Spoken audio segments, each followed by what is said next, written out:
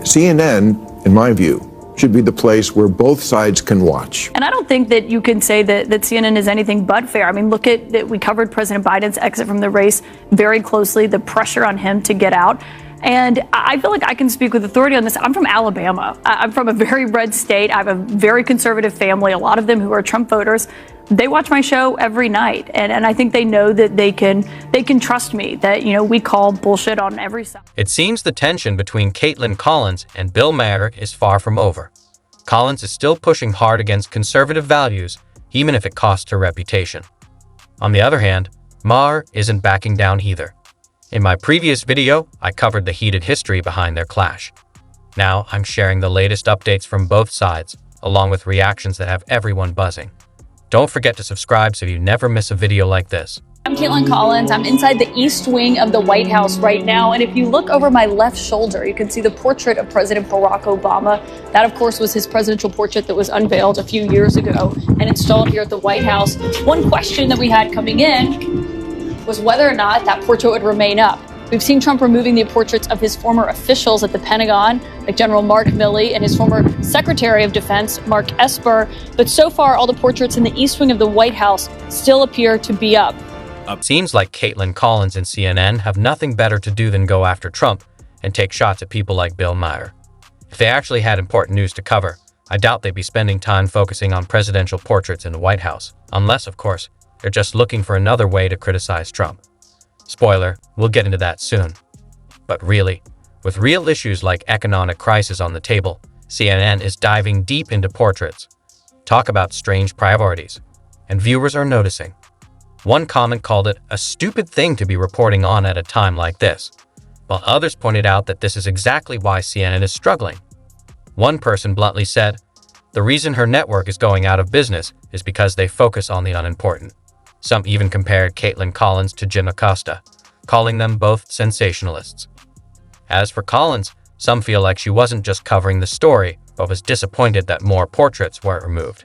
So, is this real journalism or just another attempt to push an agenda?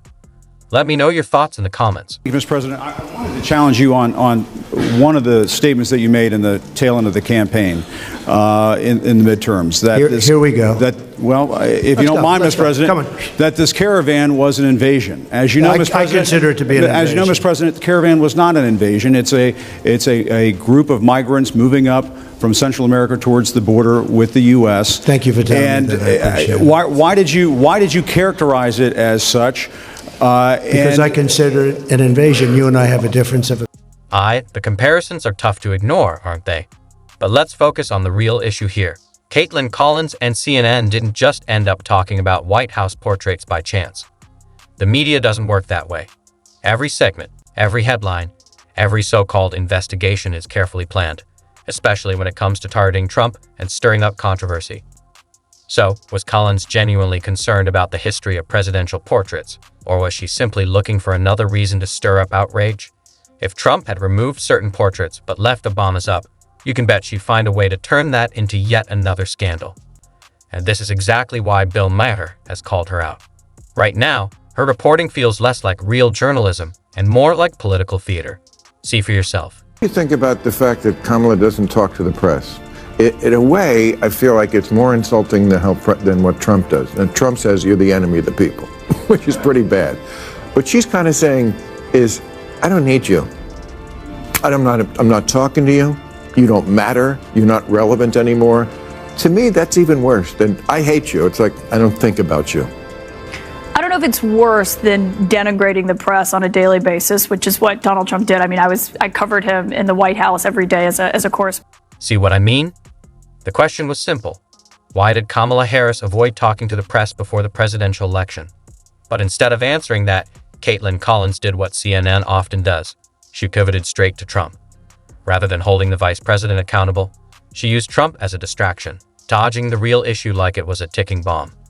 It's an old tactic: shift the focus, blame Trump, and hope no one catches on. But Bill Maher caught it, and he called it out.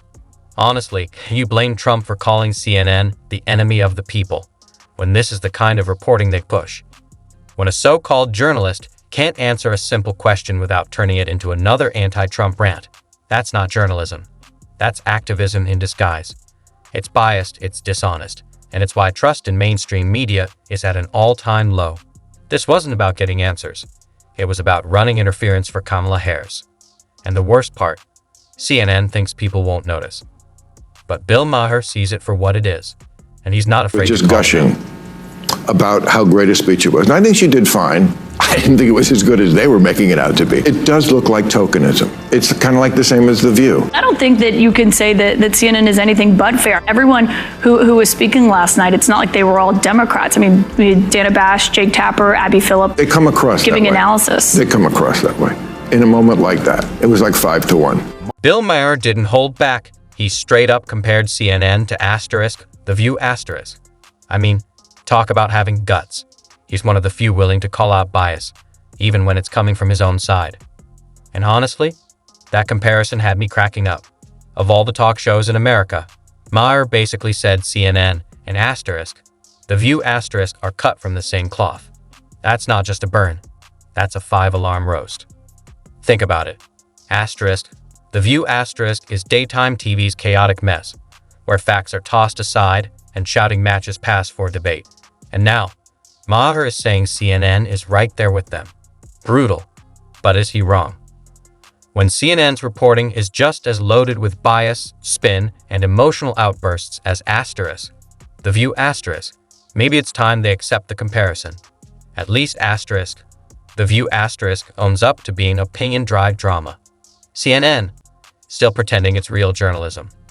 But when you're serving up gossip and partisan rants, is there really a difference? Maher didn't just throw shade, he tossed the whole tree.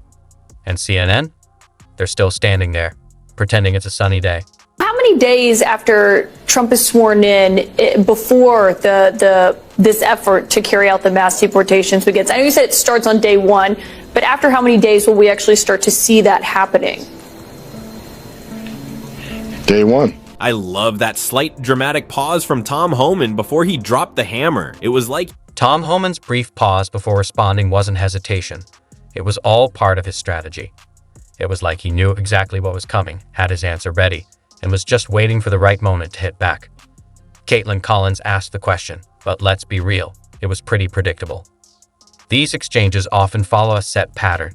Find a conservative, ask a loaded question, and hope they trip up.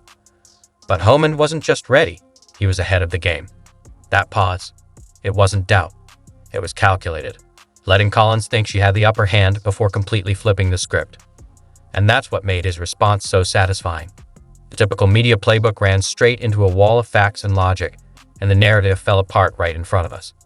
But the best part, that was still coming. On this effort overall, in terms of what you believe you need, and you're obviously deeply familiar with how this works and what's ahead of you, you had previously said about $86 billion was the minimum this project will cost. Do you have a better estimate now as you've been developing your plan?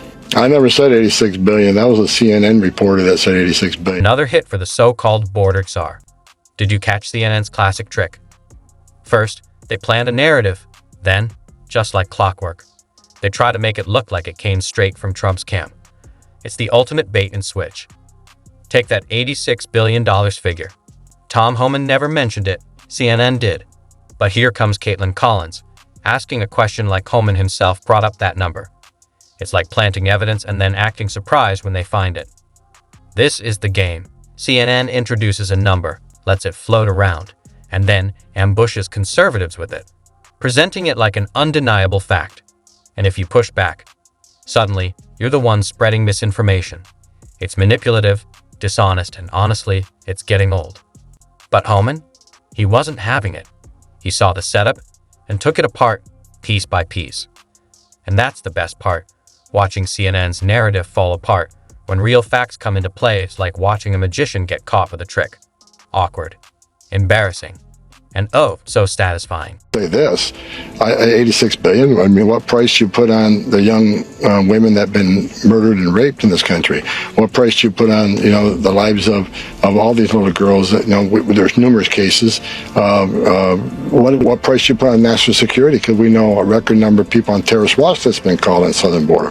We also know there's over 2.2 million gotaways. How many of them came from countries sponsoring terror? What price you put on the thousands of angel moms and dads who their children were buried by their parents because their children were killed by someone that's not supposed to be.